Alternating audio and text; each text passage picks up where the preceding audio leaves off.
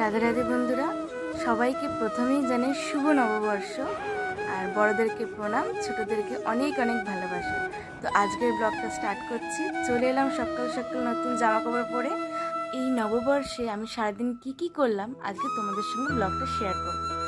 গুরুজনদের প্রণাম করে এবং তাদের কাছ থেকে আশীর্বাদ নিয়ে বৃন্দা দেবীতে জল দিচ্ছি। আর আমাদের বাগানে অনেক ফুল হয়েছে ছাদে, তো ফুলগুলো তুলে গোপুসোনাকে অভিষেক করাচ্ছি। আর সেই ফুল দিয়ে আজ গোপুসোনাকে অর্চন করব। দেখো, খুব সুন্দর করে তুলসী পাতা এবং ঘি মধু দিয়ে এইসব দ্রব্য দিয়ে ভগবানকে অভিষেক করাচ্ছে। এই জামাগুলো আমার গোপুসোনার জন্য আর আমার লাডলিকে আজকে পরাবো। যেহেতু পয়লা বৈশাখ, আমরাও নতুন জামা পরবো, ওরা কেন পরবে না। তো গোপুসোনা তো রেডি হয়ে গেছে, এবার লাডলিকে রেডি করব। তো আস্তে আস্তে করে নিলাম।